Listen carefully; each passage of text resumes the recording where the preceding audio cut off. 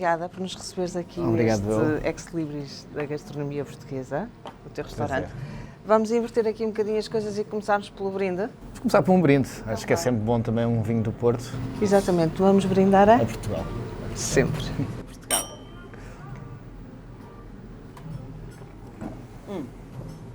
Comecemos então, depois desta aflição toda. Ainda não tive a espreitar, que é para ser mesmo ao natural. Natural, sem Exatamente. haver Então, treino, nem parar, para não treinar antes, para ser mais... Então vamos aí. Qual é, na tua opinião, a palavra que melhor descreve o estado de espírito do país?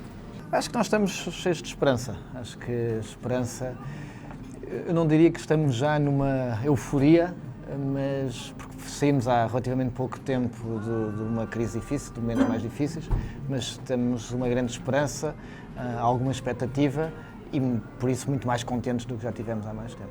Como é que descreves a sensação de seres português aqui e agora em pleno século XXI, neste ano 2018, tão esperançoso para todos nós?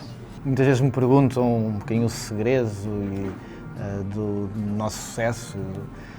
Eu gostava de dizer sempre muito trabalho, uma grande equipa. Hoje digo que muitas vezes começo sempre pela equipa, sem dúvida, mas digo também muitas vezes sorte. E a sorte nem que seja do timing, de estarmos no sítio certo, na hora certa, também a fazer a coisa certa, mas se não estivéssemos nesta altura, neste sítio, se calhar não dava. E isso é muito importante. Muitas vezes as empresas começam um bocadinho antes, arrancam um bocadinho depois, e nós tivemos sorte de apanhar também todo este crescimento turístico e todo este novo olhar sobre Portugal e sobre Lisboa. Na tua opinião, e tu que andas sempre um bocadinho por todo lado, saudade, a palavra saudade é uma extravagância do nosso povo, este sentimento de saudade já te inspirou em algum dos teus deliciosos pratos que nos levam à lua? Eu acho que, quer dizer, saudade, visto como a extravagância do nosso povo, no sentido de sermos das poucas culturas que falam da saudade, mas eu acho que há sempre saudades em toda a gente, não é? Nós não conseguimos viver sem essa saudade, a saudade que nos faz sorrir, a saudade que nos faz chorar, a saudade que nos inspira e que com certeza já me inspirou em tudo o que eu faço. Hoje, o que eu sou hoje é fruto de tudo o que eu vivi até agora. E por isso a saudade está presente também, os momentos de saudade, mesmo que sejam momentos de saudade no passado, isso pode influenciar e constrói a minha personalidade. E por isso é não só uma palavra, que reflete nos meus pratos, nos meus projetos, claro. E que não é só uma palavra que eu me revejo, mas um sentimento também bem português e, no meu caso, que eu também subscrevo. Estereótipos do homem e da mulher portugueses, quais são aqueles que mais te irritam, que te tiram do sério? Eu acho que nós podemos ser o que nós quisermos e pensarmos que podemos ser estereotipados. Nós só somos muitas vezes estereotipados porque deixamos e porque nos pomos em biquinhos dos pés, que é para não nos sentirmos pequenos. E nós não precisamos de estar em biquinhos dos pés, nós somos naturalmente grandes, mas também não nos precisamos de achar os maiores. Eu acho que nós hoje temos, como talvez uma das grandes características do nosso povo, sermos muito tolerantes num momento em que o mundo está mais intolerante do que nunca, e vivemos um momento que eu acho que devemos ter um grande orgulho do que nós somos, e por isso nem quero pensar em estereótipos. Alves Barrota, a padeira da Alves Barrota. Tinha umas mãos deste tamanho, né? 6 dedos, não sei o que é. Nunca ninguém falou da qualidade do pão que a senhora fazia. Sim, a padeira é que era... A padeira é que... Achas que estão criadas as condições no Portugal, no qual nós vivemos atualmente, para que apareça uma nova padeira? Acho que hoje Portugal vive mais por um todo, com algumas figuras que que representam essa padeira, com outro tipo de pasadas.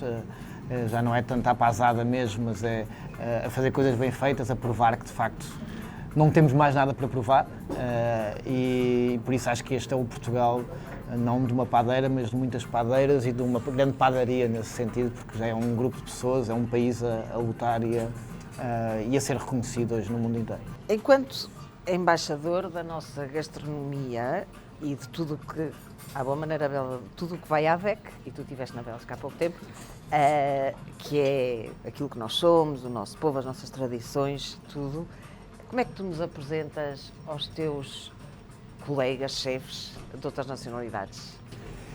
Assim, eu acho que nós temos A palavra comer, só em português e em castelhano, é que se usa assim comer, depois noutros países, até de cultura latina, é de outra maneira. E comer, que vem do latim, que quer dizer comer com, que já por si só fala muito da partilha, sobre o estar à mesa, o partilhar. E eu acho que isso já nos define bastante.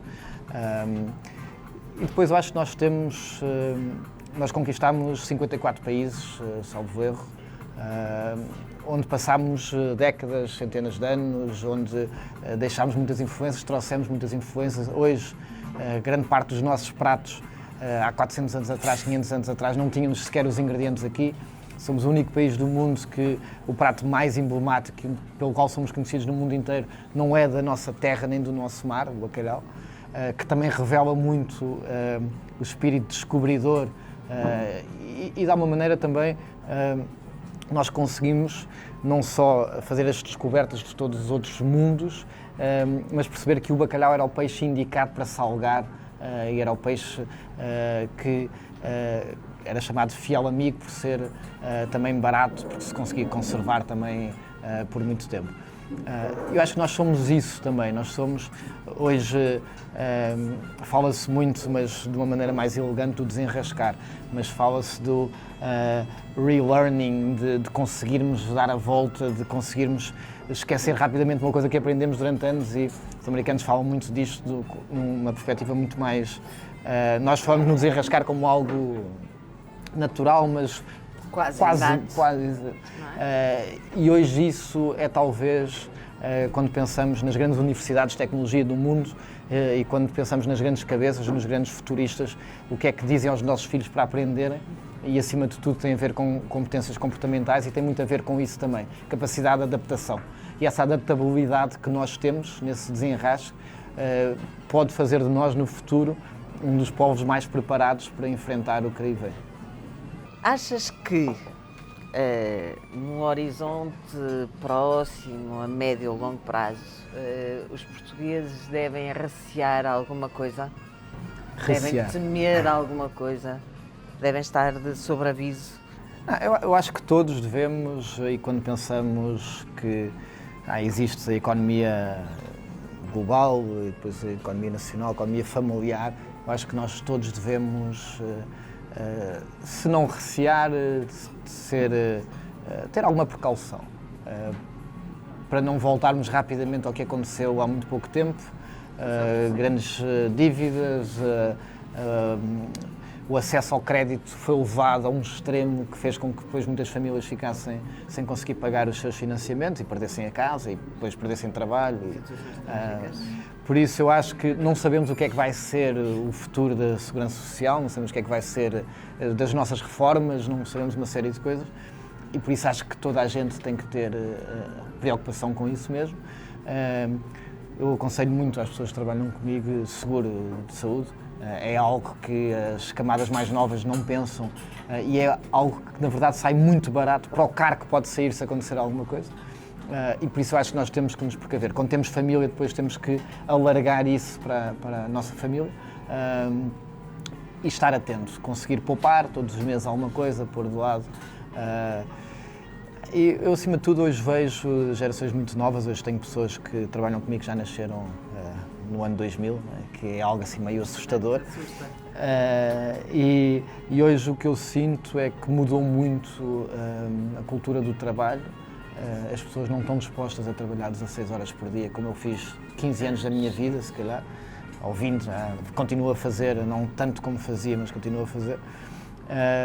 E nós também, esta indústria, este setor, adaptou-se a isso mesmo, porque hoje eu tenho 2 filhos, gosto também de poder estar com eles e quero que as pessoas que trabalhem comigo também possam ter uma vida para além do trabalho. E por isso temos também cultivado e temos humanizado muito o setor. Mas eu acho que nós temos que ter, quando eu tenho 18, 19, 20 anos e começo a trabalhar, eu não posso pensar que só vou trabalhar 8 horas por dia, 5 dias por semana e não vou fazer nem mais um minuto. E eu acho que isso nós temos que recear. Nós temos que ter medo de ter este sentimento que eu não preciso de trabalhar e que tudo cai do céu e tudo vai acontecer. E no dia que nós tivermos isso, temos que começar a fazer contas à vida, porque isto vai ser mais complicado. Imagina que estamos aqui os dois sentados, neste maravilhoso lugar, e que ali pela porta, numa manhã de nevoeiro, entrou Dom Sebastião. Ok, estamos no reino da fantasia, mas imaginemos que ele, ao fim de tantos anos, anda desaparecido, que dá à costa e entra aqui no teu restaurante. Como é que tu achas que tu e a tua equipa e os portugueses que estiverem aqui no restaurante o vão receber? Eu já fiz um prato inspirado no Dom Sebastião. Chamava-se Numa Manhã de Nevoeiro e era um prato que tinha uns vapores que fazia lembrar o Dom Sebastião, um bocadinho o sebastianismo desta que nós vivemos sempre que vai reaparecer o Dom Sebastião e que nos vai salvar. Eu acho que algumas pessoas não iam saber quem era.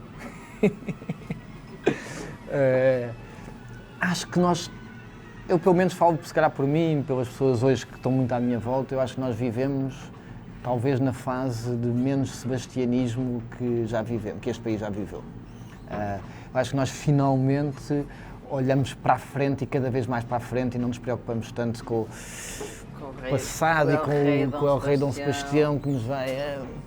Por isso acho que hoje sentávamos aqui, bebia um porto connosco e voltávamos aqui à conversa um bocadinho. Tentar perceber porque é que ele foi e não voltou. Finalmente.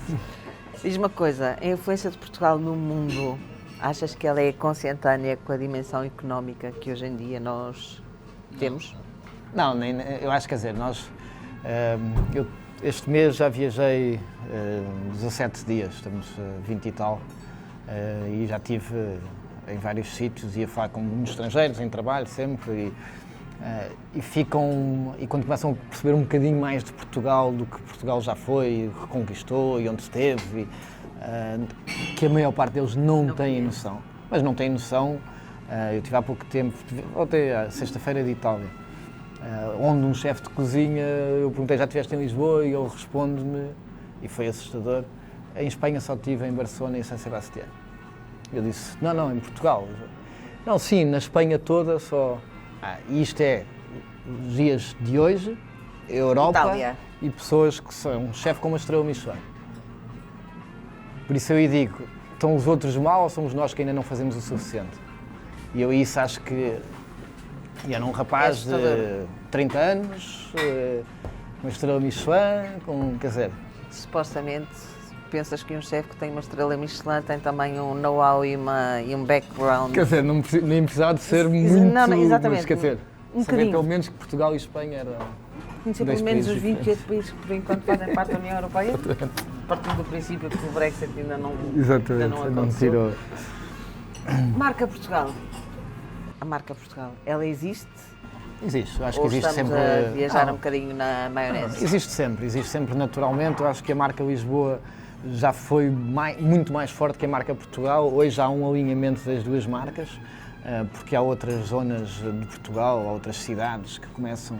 E a Portugalidade em si começa a ser uma marca, que isso é muito importante, não é o país, é também a cultura portuguesa, isso é muito importante. Acho que existe, acho que há um grande trabalho pela frente, acho que nós aí temos contra nós a dimensão, a pequena dimensão no caso, que nos impossibilita e curiosamente países, por exemplo, como o Brasil, que até nos podiam ajudar a promover, muitas vezes ofuscam-nos. Porque a feijoada à brasileira é um grande prato brasileiro, mas que na verdade é completamente influenciada, completamente inspirada num prato português.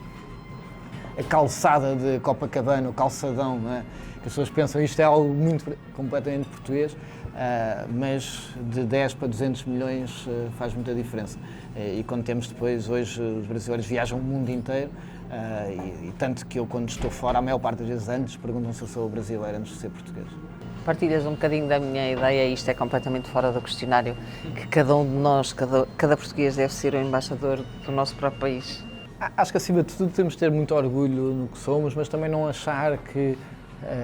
Porque muitas vezes nós tentamos mostrar o nosso orgulho no país dizendo que somos melhores do que os outros. Não interessa, nós somos diferentes, somos nós. Temos a nossa identidade, temos o nosso percurso, somos melhores numas coisas, piores noutras, iguais noutras.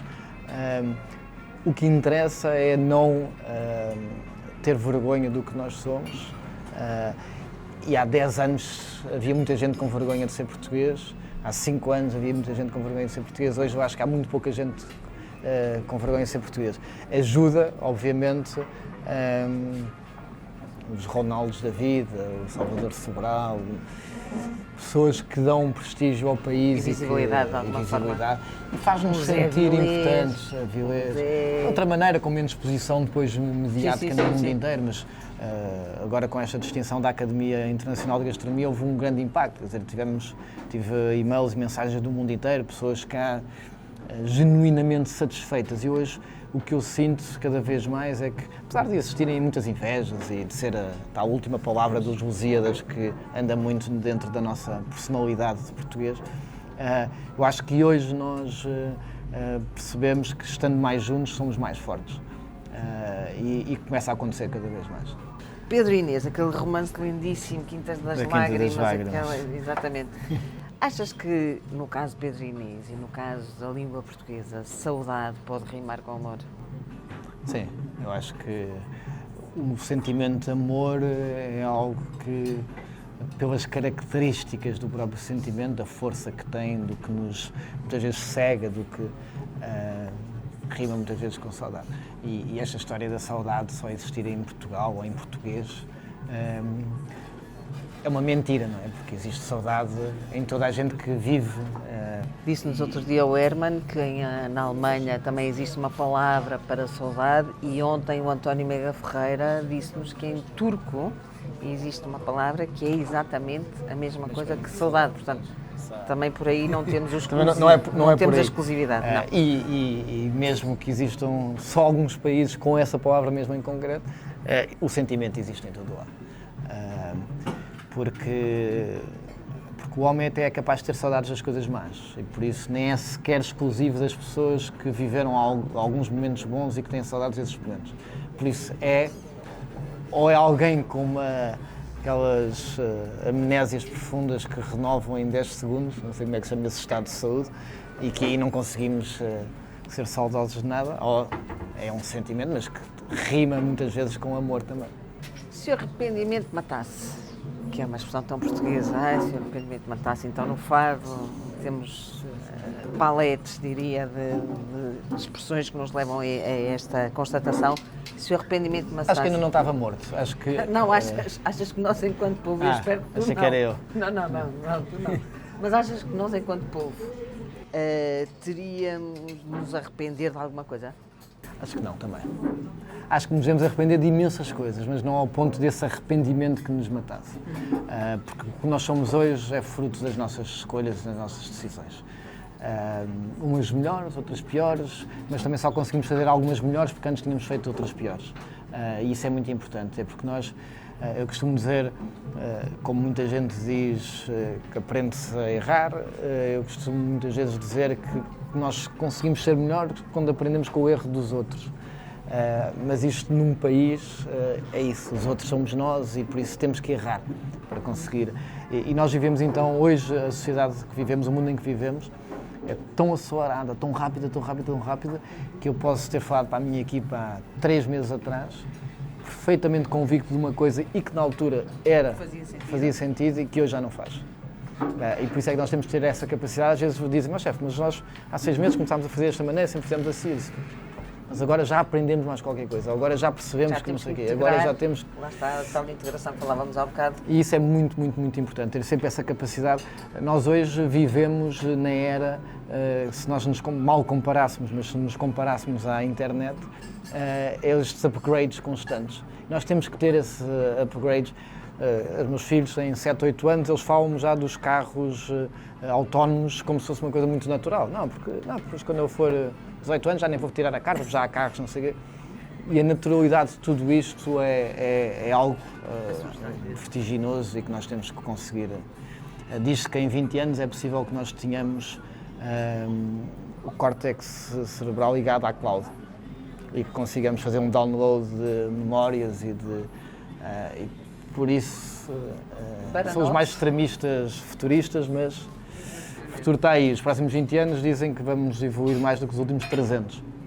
E se nós pensarmos mesmo bem o que é que aconteceu nos últimos 300, nós já nem temos bem noção, porque já são as gerações todas que nós conhecemos, não é? Quer dizer, a nossa trisavó ainda não estava cá há 300 anos. E por isso, de repente, já está fora. É todo um universo É só na temporal. história, é só na história, já não faz parte sequer da nossa vida. É um universo temporal que eu acho que nenhum de nós alcança. 300 anos, de facto, 300 anos é muito tempo. É muito tempo. Se pudesses convidar alguém para sentar aqui a esta mesa, há bocado falamos do nosso Bastião, mas pronto, mas se pudesses convidar alguém com quem gostasses de ter uma boa conversa, aquelas conversas que se prolongam. Olha, eu vou ser um bocadinho, se calhar, egoísta e convidava o meu pai, que morreu quando eu tinha 7 anos, e por isso convidava-o, que não viu nada disto, e convidava-o para estar aqui comigo. Que se calhar menos português, mas mais a puxar à minha sardinha, mas uma expressão bem portuguesa, mas porque de resto existem tantas pessoas interessantes no mundo que seria muito difícil de escolher. E os nossos pais, que já cá não estão, iriam gostar de nos ver, de ver o que nós temos feito e os passos que temos dado, os passos que temos feito. Qual daqueles talentos tu achas que os nossos filhos, os meus 3 Marias e os teus 2 Manéis, têm por obrigação rentabilizar? Ou seja, aquele talento português, tipicamente português, que nos caracteriza enquanto povo e que seria uma pena se daqui a 20 anos, com todas essas evoluções que tu achas não, que os cientistas dizem que vão acontecer, qual é aquele talento que eles têm por obrigação, apesar de tudo? Eu acho que é a hospitalidade. Eu acho que saber receber? Saber receber. E porque o saber receber, e eu falo também na minha área, e muito na minha área, mas transcende muito isto. O saber receber também, noutra perspectiva, é o estar aberto a receber. E por isso esta hospitalidade é nesse sentido também, humildade, está também na humildade, no gostar de receber, na curiosidade. E saber receber é muito, muito importante para nós aprendermos, para o nosso desenvolvimento, e acho que faz muito parte da nossa cultura. Nós somos muitas vezes comparados com outros países, um bocadinho à nossa volta, e uma das primeiras características é sempre a maneira como recebemos a hospitalidade. E acho que de alguma forma o saber receber e a nossa hospitalidade passa muito também por um sentimento que nós aqui em Portugal desenvolvemos muito, que é o partilhar. Não é? Nós temos uma mesa para 6, mas se entretanto chegarem mais 2 pessoas... Só no Galcante é que é mais... Mas aqui cabem cedo. Aqui há para 6, há para 8 e vamos embora. O que é que levaria o nosso Presidente, Marcelo Rebelo de Sousa, a declarar que Deus é português? Não sei responder, não sei de todo responder. Mas de certeza algo que nos ia convencer, porque se há coisa que o nosso Presidente tem capacidade de fazer é nos convencer de muitas coisas, porque além de ser, quer dizer, é um grande conhecedor e depois é um vendedor da palavra também, vende muitas suas ideias. Qual é, no teu entender, aquele lema que tu gostarias que fosse gravado na Assembleia da República, que é o local onde estão os nossos deputados, certo? Eleitos por todos nós, pelo menos esperamos nós, que todos nós tenhamos contribuído para isso. Aquele lema que eles não se deveriam esquecer, como quando a tua equipa entra no teu restaurante, sabem que há coisas que não se devem esquecer, que é o saber e a confiança que tu depositas neles. De alguma forma nós depositamos também essa esperança nos deputados, certo? E qual é aquela frase que eles não se deveriam esquecer? O que estão a fazer é um serviço às pessoas, não é para eles. Por isso, não sei se consigo construir agora uma frase, mas é o respeito pelos outros, é uma prestação de serviços, e isso a pessoa não se deve esquecer. Quando se começa a olhar demasiado para o nosso umbigo, rapidamente desaparece. Eu acho que uma das grandes características dos cozinheiros é a generosidade. Eu, quando falo com um cozinheiro que não sinto que seja generoso, duvido muito que tenha uma boa cozinha. Qual é aquela música que te tem acompanhado, música portuguesa, preferência, se não for portuguesa, temos pena, mas aquela música portuguesa que te tem acompanhado ao longo da vida e que onde quer que tu estejas nesta tua vida de chefe e sempre de um país para o outro, aquela tua música que te faz voltar a casa, que te faz sentir naquela zona de conforto, que é aquela música que está berceuse, como dizem os franceses. Eu quando era muito pequeno, adorava António Variações. Lembro-me, ainda tinha umas filmagens daquelas muito caseiras, eu com 7, 8 anos a cantar António Variações. Mas há uma música que me faz viver, que me faz sentir que sou português, o brilhozinho nos olhos do Sérgio Godinho, porque também, desde eu muito pequeno, mas sempre que ouço, acho que acaba por ser muito atual e a história do brilhozinho nos olhos faz-me também Faz toda a diferença. ter esse sonho e esse brilho nos olhos. E há uns anos conheci, ficámos sentados para casa ocasionalmente, lado a lado numa mesa, o Sérgio e criámos uma relação, uma simpatia logo bastante grande. Esteve aqui a cantar nesta sala do Cantinho há um tempo. E a filha dele, salvo erro, está em cozinha, ou fez um estágio de pastelaria. Por isso, eu acho que as músicas estão ligadas também muito a emoções e a pessoas. Existem muitas outras. Hoje acompanho muito cantores ou cantoras como a Ana Moura, a Cuca Roseta, a Carminho, o Miguel Araújo, o António Zambujo, mais contemporâneos ou mais recentes. E olho e vejo-os como grandes representantes também da cultura portuguesa e por isso uma grande fonte de inspiração para mim também. Resta-me agradecer-te Obrigado. imenso. Obrigado, Ana. E começamos com um brinde e acabamos com um brinde. Tu fizeste o primeiro, eu faço o segundo. Muito bem. Portanto, brinde a ti e à tua equipa e ao sucesso Obrigado. da gastronomia portuguesa, Obrigado. onde quer que estejas. Obrigado. Obrigada.